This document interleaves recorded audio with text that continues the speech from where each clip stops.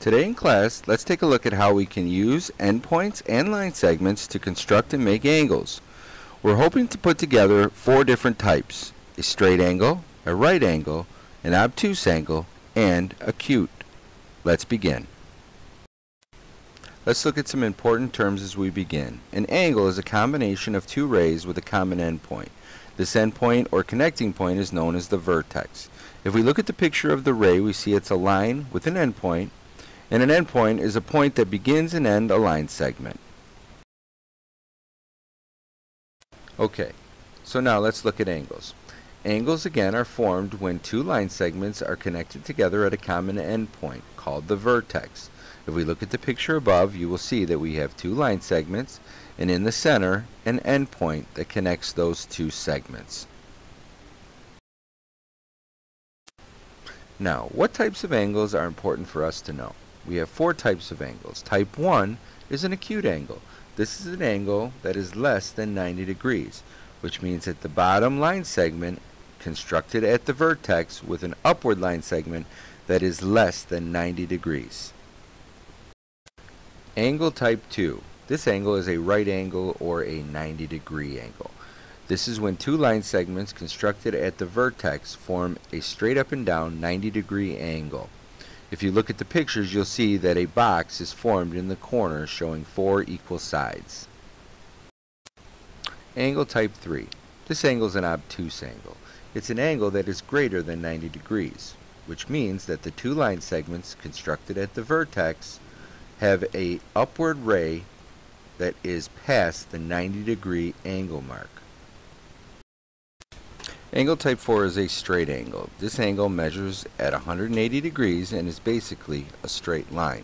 If you look at the 2 line segments and the endpoint in the middle, you'll see that this angle lays completely flat or a straight angle. Now that we've identified angles, how do we go and measure to determine the angle type we have? We use a tool called the protractor. If you look at the protractor, you'll notice that there is a place for the endpoint, a line for your base ray or line segment, and an angle measurement along the top. Now that I know what a protractor is, how do I make sure I get the right type of angle? First, I place an endpoint here in the location at the bottom of the protractor. Then I take my line segment along the bottom, place it directly on this line, and look to see which angle is formed. Now, using our skills in the protractor below, let's see if we can figure out these angles. Angle B, angle C, angle D, angle E, and F. Let's place our base line segment along the bottom with our endpoint located in the middle, and check our angles to see if they're below 90, 90, or more than 90. Now let's check our answers. Angle B is less than 90, so acute. Angle C is less than 90, so acute. Angle D is 90, so it's a right angle. Angle E, 120, so more than 90, obtuse. And angle F, more than 90, so also obtuse. Good job.